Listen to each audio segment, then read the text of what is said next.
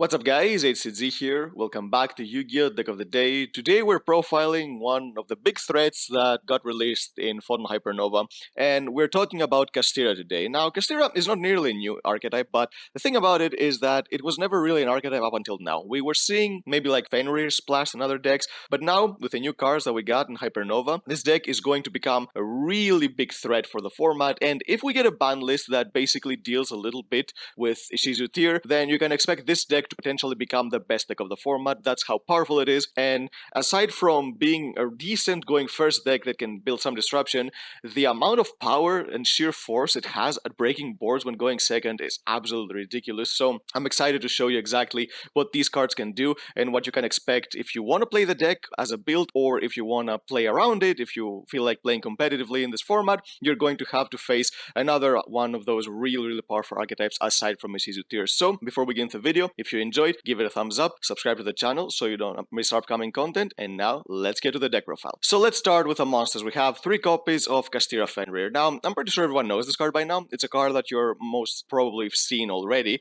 even though this archetype was not really a thing before PHOTON HYPERNOVA, but we're going to explain this card too. So this card is basically a Pancratops on steroids. That's the best way I can describe it. If you control no monsters, you can special summon it. It searches a Kashtira monster on summon, even itself, so even as an engine, it was potent because you were able to search another copy of itself. And of course, when this card declares an attack, or if your opponent activates a monster effect, you can target one face-up card your opponent controls and you banish it face down. So the Kashtira cards have ways of punishing your opponent for playing, so that's why this deck is better going second, because sometimes you're going to rely on your opponent a little bit to try to disrupt you, and when they do, they're going to get punished. Of course, you can always attack with them, but sometimes you're going to exceed before you get to attack, or because we are maining evenly matched in this particular deck, because we are blinding second, you are not going to have an attack all of the time. So this is why a card like this, being able to use its effect regardless of whether it attacks or not, is really powerful. And this card also being level 7, level 7 is the main theme of the deck. It means that you have access to some really good extra deck cards. We have 3 copies of Kashtira Unicorn. This is another one of the old cards, and it's a card that is not nearly as powerful as Fenrir on its own, but in its own archetype,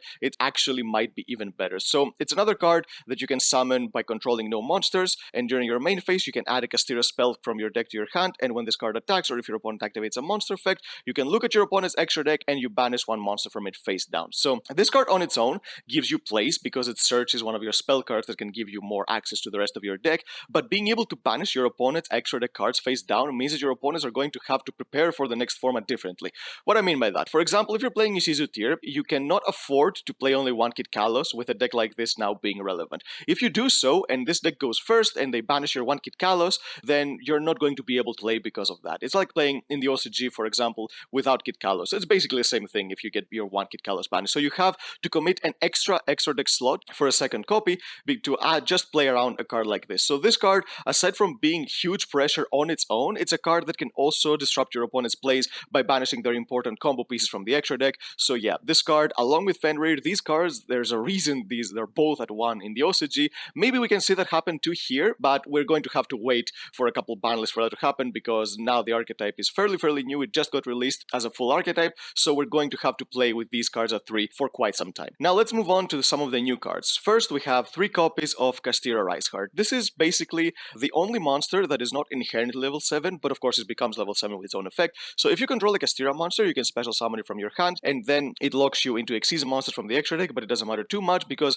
aside from Xyz monsters, we only play links that can act utility as defense when we're playing against certain matchups, but more about that later. So this card during your main phase, if it was normal summon or special summon this turn, you can banish a Kashtira card from your deck, and then you banish the top 3 cards of your opponent's deck face down, and it becomes level 7. So this deck is really good at destroying your opponent's resources. You can view it very similarly to Runic. By banishing your opponent's cards, this deck can do quite the same thing. So being able to use a card like this, not only to get another rank level 4 on the field, go for rank 4s, but also banish your own cards, which is going to give you more advantage later, and also banish your opponent's deck, and especially if they're playing engines with like one-offs and stuff, they get banished face down, there's no way you can get access to them back, so you basically destroy engines, for example, like the adventure packets, if anyone is playing that, and if you banish like the continuous spell, or the Griffon Rider, or even the Draco back, you destroy some of their biggest parts of their deck with just an effect like this. We have 2 copies of Scarecrow Kashtira. This card is a card that during a main phase has a quick effect, you can special summon it, and then you banish a Kashtira or a Scarecrow, but main a Kashtira for this deck card from your hand or your graveyard, and then this card can attack while in defense mode like a Super Heavy Samurai by applying its defense when it's attacking, and the effects of any opponent's monster that battles your Kashtira monsters are negated until the end of the turn. So it's a card that is just another extender you can use to go for more plays, and it also has like an Armadas type of effect. We have one copy of Tearlament's Kashtira. This is a card that is going to be much better in Tearlaments, in Isizu tier specifically, because it's basically 3 more copies of Havnis if you look at it like that. But in this particular deck, it's still a decent card, so it's another quick effect during the main phase that you can special summon it, and then you can banish a Kashtira or a Tearlament card from your hand or graveyard, and if it's summoned, you can send the top 3 cards of either player's deck to the graveyard. So in Tearlaments, of course, you're going to use it as a Havnis to send your own cards to the graveyard, but in this particular deck, you're going to send your opponent's card to the graveyard if you know the matchup, so you can get rid of more of the resources. Of course, if you're playing against Tearlaments, you never want to do that because they're going to get more effects, but if you have banished some of their cards and you know that they're not playing tier, then you can of course mill the deck out to basically deprive them of more resources. And then you can send the top 2 cards of your deck to the graveyard. So this is a card that can mill you even more cards when this card is sent to the graveyard, and also mill more cards when it's summoned. So in Isizu tier, it's much more powerful. In this particular deck, it's just a 1/4, mainly another extender. And we have one copy of Kashtira Ogre. This is a card that if you control no monsters, you special summon it, and then during your main phase, you can add a Kashtira trap card from your deck to your hand. So it's not nearly as important as Unicorn, being able to add spells, but it's still a decent one-off because we do play some traps in the deck. And also when it attacks or if your opponent activates a monster effect, you can excavate up to 5 cards on the top of your opponent's deck, you banish 1 card face down, and then you place the rest of them on the top of the deck in the same order. So it's another card that you can specifically pick a card you want to banish from your opponent's deck, so you don't really have to deal with late. For the spell cards, we have 3 copies of Kashtira Papias. This is a card that you can target a Kashtira monster you control to special summon a Kashtira with a different attribute from your deck in defense mode, and it's another card that you cannot special summon monsters from the extra deck for the rest of the turn except Xyz monsters, but again, it doesn't matter. And all the Kashtira monsters being different attributes is really useful, not only for this card specifically, but there is one Xyz monster that we play that can use these different attributes really well. And also, if this card becomes banished, you can target one of your banished Kashtira cards and you add it to your hand. So this is why being able to banish your own cards with the monsters means that you can get even more pluses because of cards like this. So this card, aside from being an extender, it can also be used as a recovery play. We have 3 copies of the continuous spell Kashtira Birth. This card basically means that you can normal summon your level 7 monsters without tributing, so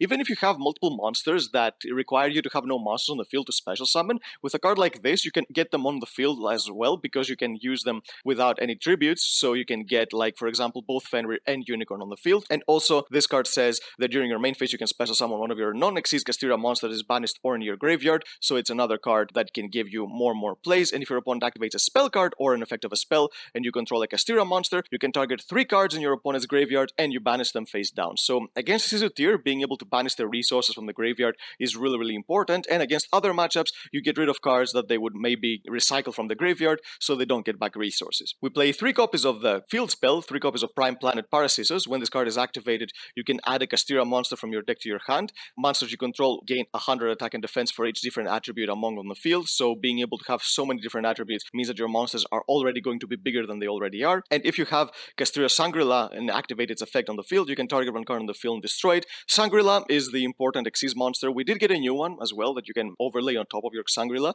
but it's a card that you're going to be activating its effect a lot throughout the game, so you can use this card pop cards on the field. So this card, if you've noticed, it's very similar to Pelarino. It's a card that on activation it adds, it boosts your monsters, and can also destroy cards. So yeah, this card goes very well and similar to Pelarino in these archetypes. So this is why I feel like these decks are both so good, because they have so many similar effects. We play 1 copy of Terraforming to be able to search our field spell because it's really important. 1 copy of Reinforcement of the Army to search our Rise card, which is a warrior monster, and thankfully it's the only level 4 monster, so we can actually search it with Rhoda. 2 copies of Sacred Sword of 7 stars. Now this is a card that has a little bit more utility than you would think in a deck like this, not only because it draws you 2 cards, but being able to banish your cards so you can get them back with your banished spell cards, and also sometimes even clear your field so you can special summon more monsters. So for example, if you summon like a Unicorn or a Fenrir and you use its effect but you don't have your continues to get more monsters on the field or your spell card and your hand is very awkward, you can banish cards from your field as well to be able to draw cards and then clear your field to be able to get more monsters on the board.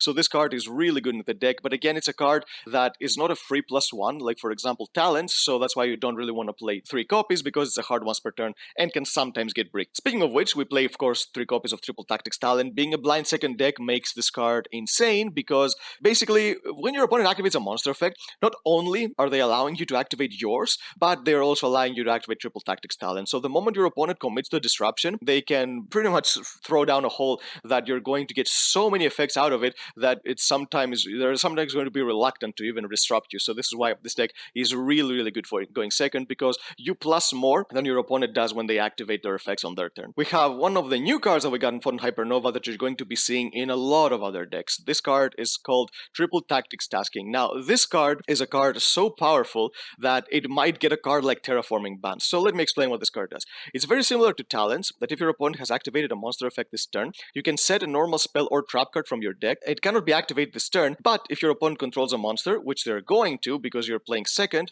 you can add that card to your hand instead. So if you're going first, if your opponent uses a Bestial, for example, on you, you can of course use the effect add any normal spell and trap to your hand, because they do control a monster even on your first turn. But in a blind second deck, it's basically guaranteed that your opponent is going to have a monster on the field to use the effect to add a card. So being able to add normal spells means that you basically play 3 more copies of any field spell in the game because of Terraforming, which is why I mentioned that Terraforming is in danger of being banned because of a card like this. And of course, other cards and other archetypes like Instant Fusion, for example, it's like playing 4 copies with a card like this. So really good limited normal spells become much more accessible with tasking, so it's a card that endangers a lot of those good cards. Maybe even Rhoda, for example. I don't feel like Rhoda is that powerful compared to Terraforming and Instant Fusion, but still it's another really good card you can search with this card. So yeah, this card adds a lot to the game. It makes it so that you have to play differently, because for example, maybe Bestials are not as good as they used to be because of a card like this, because you risk your opponent searching anything they want if you use a Bestial on them. So yeah, you have to play differently post Photon Hypernova, and this card is one of the main reasons. Now let's move on to the trap cards. We have one copy of Kashtira Bing Bang. This is a card that if Kashtira exceeds monsters on the field,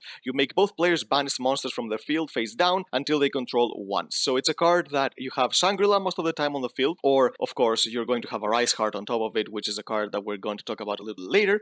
You basically make your opponent make like a Kaiser Colosseum type of effect. If they have a lot of monsters on the field and you flip this card on them, both players have to have one monster. You're always going to have one monster on the field, you're never going to banish anything, but if your opponent has like 4 or even 5 monsters on the field, they're going to lose so much. So you have to play around a card like this. Even if you don't know that your opponent has searched it, you have to play around it with maybe trying to get rid of it before you commit too many monsters on the board, because if this card gets flipped on you while you have a lot of monsters, you're going to lose the game for sure. And of course, if this card becomes banished, you can target one Kashtira Xyz monster you control and add that Kashtira monster you own attached to it to your hand, and then you can special summon it from your hand. So it's another card that once it gets banished, you can get another body on the field very, very easily. We have one copy of Kashtira Preparations. This is one of the old traps that we have for the deck. So during either player's turn, it's a continuous trap. You can special summon one of your Kashtira monsters that is banished or in your hand, so you can get more monsters on board, even if you don't have tools to do so by maybe the continuous spell or something like that. And if your opponent activates a trap or effect, and you control a Kashtira monster, and this color is already face up in your spell and trap zone, you can look at your opponent's hand and banish one card from it face down. So this card is the key to victory against decks like Labyrinth or Eldritch. The more they use their trap cards, the more cards they're going to lose from their hands. So this card, as long as it gets to stick on the field for a couple turns against those matchups, it's really, really powerful. And for some generic trap cards, we play 3 copies of Evenly Matched. We are blinding second in this deck, and this card makes it so free. Against the Sisu tier, and against a lot of decks right now, to be honest, Evenly is basically the most broken going second card you can play if you're planning to go second, just because of the lack of the Omni negates that we have right now. Because before, people were playing cards like Baron with Sword Soul, or maybe even the Adventure Packers, and they had Griffon to negate a card like this, but people don't really play those cards that much anymore, so the lack of Omni negates clears the way for a card like Evenly Matched to be fully devastating. And we also play 3 copies of Infinite Impermanence. The reason I chose Imperm in this deck, aside from any other hand drop, is because of mainly Sacred Sword. Being able to clear own board with Sacred Sword and also draw cards means that this card is always going to be live, because in any other case with hand traps, if you don't see it in your starting 5 cards, it's not going to be useful during your turn when you're going second. But Imperm, if you draw it a 6th card, or if you clear your board with Sacred Sword and draw more cards, you can always activate it to try to negate another monster. Now let's move on to the extra deck. We have 2 copies of Kashtira Arise card. This is the new boss monster that we got in Photon Hypernova. So this card, to hard summon it, you need 3 level 7 monsters, but fear not, because you can overlay this card on top of Kashtira Shangri-La if it has activated its effect this turn. So you're never going to waste 3 level 7 monsters for a card like this. You're going to summon your Shangri-La, you're going to activate its effect, and then you're going to exceed this card on top of it. And this card is basically Darklaw. I'm not even kidding, this card is Darklaw. Any card sent to the graveyard is banished instead. So you don't care about this card because your cards get more pluses when they get banished. So it's basically a plus for you and a huge neck for your opponent. So if they don't deal with this card right away, they're going to basically have to play under Macrocosmos. And once per chain, each time a card is banished, you can attach one banished card to this card as material, and as a quick effect, you can detach 3 materials material from this card to target a card on the field and banish it face down. So this card is a floodgate, and it's also a disruption. So it's so powerful. It gives a win condition to this deck that it did not have prior to Hypernova, which is why this deck is so powerful right now. So even if you have to go first, you can still make really good plays, but of course it's much better going second, just because of all the effects you get when your opponent activates monster effects on you. We have 2 copies of Kashtira Shangri-La. This is a card that you're going to be summoning the most considering rank 7s. We do play a lot of other rank 7s, but they're more niche utility cards. This is the card you're going to be going for 90% of the time. So during its standby phase, you can special summon a Kashtira monster from your deck. So as long as this card gets to stick on the field, you get more and more monsters. And each time a card your opponent owns is banished face down, you can choose one unused monster zone or spell and trap zone, and it cannot be used while this monster is face up on the field. There's a cool interaction with this card that even if it gets negated after it has used this effect, the zone still cannot be used. So for example, if you use this effect and your opponent uses a card like Dark Ruler No More afterwards on this card, they still cannot use this zone because of its a lingering effect and not continuous effect, which is why this card is much more broken than people realize. And of course, if this card on the field be destroyed by battle or card effect, you can detach some material from this card instead. So it has an induced protection similar to that as well. So it's a card that gives you more and more advantage the more you stick it on the field. So you get a new monster every standby phase, you lock your opponent's zones, and when you feel like going for game, of course you can overlay onto your Arise card to be able to get another floodgate and also have a big beater on board. If you're playing against a deck that loses from cards that basically make them not use the graveyard, like a Macrocosmos, of course you can always go into a Rise card as quickly as possible, for example against Hizutir, so your opponent is not going to be able to play. Now for the more generic rank 7s, we play 1 copy of Flare Metal Dragon. This is a card you're going to be summoning when your opponent is low on life points, so your opponent is not going to be able to activate many effects without taking damage. We have 1 copy of Diablosis. If you've seen your opponent is playing Desires, Diablosis is a cool way of basically saying that you cannot use your Desires for the rest of the game, because if you do, you're going to pay 20 cards for it, not 10. So Diablosis is a really niche card, but there are some matchups that it might come up, and it's going to be really fun. A card that I was talking about that it can use the different attributes of Kashtira is 1 copy of Harmonizer Gradiel. This is a card that gets more protection depending on how many different attributes this card. So this card, it's treated as the attributes that it has as material, and it cannot be destroyed by battle or destroyed by card effects of a monster with the same attribute. And as a quick effect, you can target 1 monster in your opponent's graveyard, you detach a material from this card, and you attach that card as material. So on top of being a disruption against a deck like Tearlaments, you can also give it the corresponding attribute, so this card is going to stick on the field and you can use its effect over and over again. We have of course 1 copy of Big Eye to be able to steal our opponent's monsters and go for game with them. We play 1 copy of Dark Arm, the Dragon of Annihilation. This is a card that once per turn, if you have exactly 5 dark monsters in your graveyard, you can exit summon on top of a Dark Arm, a high level dragon. This is never going to come up. This is not going to come up in this deck because unfortunately we do not have dark attributes. This is something that the deck lacks. Being able to not have dark or light attributes means that you cannot use some of the most powerful effects, but also gives you an out to bestials, so it sometimes can be good as well. But this card, you have it here because you can detach a material from this card to target the card your opponent controls and destroy it, and then banish 1 card from your graveyard. So it's a card that not only is it spot removal, but for some reason it has weird synergy with Kashtira because you can banish cards from your graveyard and then you get more effects. So it's a card it's decent in the deck. We have 1 copy of Dracosac. This is another type of effect like spot removal. It's not going to come up too often, but maybe sometimes you won't be able to keep a monster on the board that is going to destroy a card during your opponent's turn, because as long as you have a token on the field, this card is not going to get destroyed. We have 3 copies of Zeus. The extra deck doesn't really have space issues. There's so much free space you can use, so playing 3 copies of Zeus might seem a little bit extreme, but once you get into grind games, especially in mirror matches and other stuff like that, having extra copies of Zeus, more from your opponent, it actually might give you games because the card is very easy to summon. You play so many Xyz monsters in the extra deck, so the moment you swing with one, you can always make a Zeus on top of it, and if you can keep doing this pretty much every single turn when your opponent is trying to build a board, the more you break their board apart, there is no way they're going to be able to recover that many times. So actually, the more free space the deck has, being able to play a card like this at 3, I feel like it feels really, really powerful, and I don't feel like there's anything else that the extra deck is missing that you would rather play other than this card. And the only 2 link monsters that we play in the extra deck are cards that are here to make sure that we don't lose to some cheese win conditions. So the first card is Linguribo, so we can link away Ibli in case our opponents give that to us. And the scenario that is going to come up even less often is the 1 copy of Linguribo, which there are 2 scenarios for this card. A, if you're playing against dinosaurs and they give you the Lost World token, so you can link it away. Or if you're playing against heroes and they give you Dark Angel to lock you out of your spell cards, you can link it away with Linguribo and then play freely. So these 2 cards are cards that are going to come up only when your opponent uses some of these cards on you. They're not going going to be summoned by your own cards ever, but they're good to have, so better safe than sorry, especially in this particular extra deck that does not really need too many cards to function. So yep, that's the deck, guys. Kashtira is the new tier 1 deck, and potentially tier 0 in the future, depends on how the ban list goes, when it comes out, and when it actually hits.